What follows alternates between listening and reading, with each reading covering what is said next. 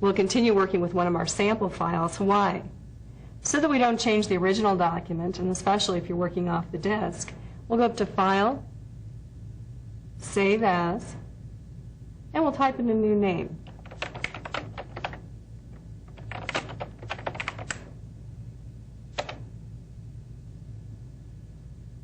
In Word, one of the basic foundations in working with text is select, then do. That is, highlight the text you want to work with and then perform the operation to change the text, such as deleting, moving, copying, changing the appearance, and so on. To make it easier to show you some of the techniques for selecting text, I'm going to switch back to the normal view. We'll use the View button in the bottom left-hand corner of the screen and change to normal. As we've looked at before, one of the ways to select text is to simply bring the mouse pointer to the beginning of the text that you'd like to work with and press and hold and drag. But there are other techniques that sometimes are better. To select an individual word, just double-click on the word. To pick a line of text, we use an area called the selection bar. Think of this as the left-hand margin. That is, notice I move this I-beam over to the left-hand side. Now my mouse will change to an arrow. This is the selection bar area. Click left to select an individual line. Or click and drag to pick multiple lines. This makes it easier to ensure that you're getting the entire line of text and not just a portion of it. Think of the selection as an expanded insertion point. So if we want to clear it, all we have to do is click with the mouse or move our arrow keys. To select an entire paragraph, we can double-click out in the selection bar. To pick an individual sentence, hold down the Control key and click anywhere into a sentence. To pick an entire document, one technique is to triple-click in the selection bar. This is a test of your mouse skills. We might primarily do this when we want to globally make a change, such as the type font. Another way to make that change is on your keyboard with Control-A, or you'll find this even under the Edit menu, Select All. Go ahead and clear that selection. A real common problem when dragging and highlighting text with a mouse is what I call a runaway mouse. That is, you lose control of exactly how much text you want to select. So I'm going to show you next some combinations of keyboard and mouse commands that give you better control over your text.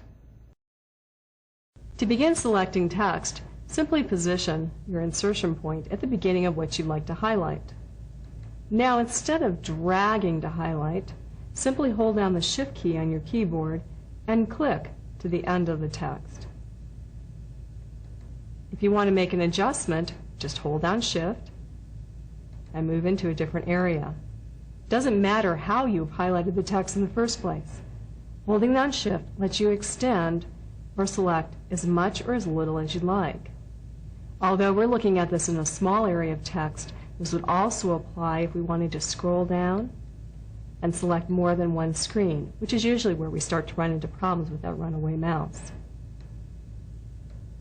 Another way to approach this is very similar. We move to the beginning of the text we'd like to highlight. And this time, instead of using the mouse, hold down Shift and use your arrow keys. Move to the right, move down, move to the left. You can hit your Home key or any other directional keys that you're familiar with. This also will give you a great feeling of control and give you a sense of being able to very accurately select just the text you want to work with. One final approach is very similar, and that is to move to the beginning of the text that you'd like to highlight. But instead of holding down the Shift key, hit the F8 function key. F8 stands for Extend Selection. In the bottom right-hand corner, we'll see that this particular mode is turned on. Now, regardless of how you move to a new location, whether you click or arrow, you can select that amount of text. That is, this mode is turned on as long as you'd like. Extend will turn off once you've done something with that text, but at any time you can turn it off by simply hitting the Escape key or by double-clicking on the EXT mode indicator. Another feature that is usually turned on in Word is auto select. This means that as you drag your mouse across the text, Word will automatically grab out and reach the entire word rather than having to select character at a time. This ensures that you get entire sentences, entire phrases, that you can more accurately pick the text that you want. To see how auto select works, simply press and hold and drag your mouse, and notice with longer words how it just simply will hop out to the end of that word. Here's another example. This feature can be turned off, but you can also more selectively pick by simply using Shift and the arrow keys, or you can get entire words by hitting Shift and simply clicking with your mouse. In Word 2000, it's a simple process to copy or move any element in a document. We'll continue working with this document. To practice copying and moving, simply select any text, using any technique that you prefer. One way to copy and move is to go to the Edit menu, and here you see these options. Cut will move, copy will duplicate, that is, leaving the original in its current location.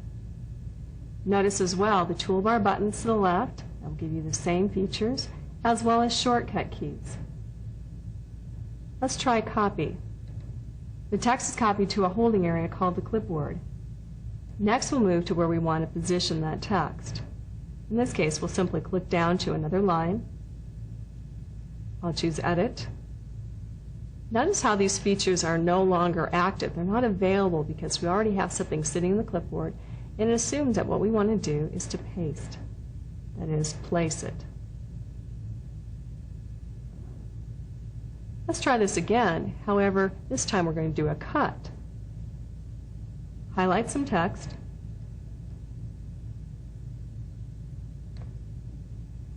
I'm looking for the Cut toolbar button.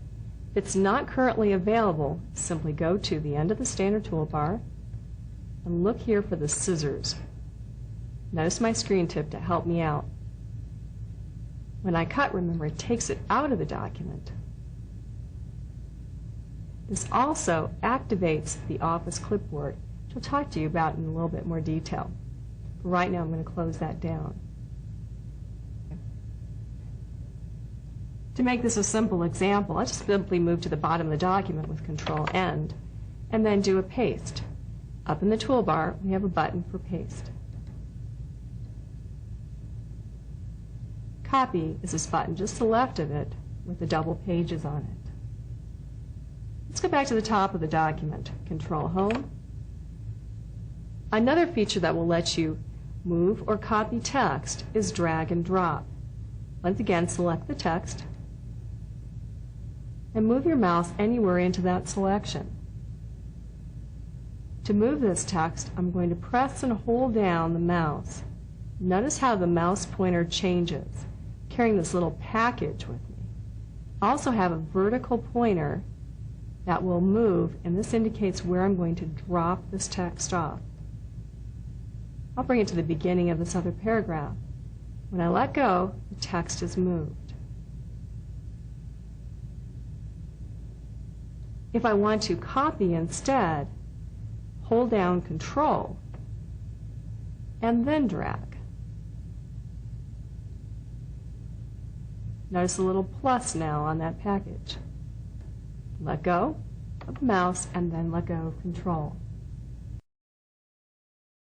Drag and drop editing is an easy way for you to move or copy text a short distance. So far we've looked at working with text one element at a time. That is, we selected information, selected a copy or a move, that is cut command, and then we positioned or pasted that text in a different location.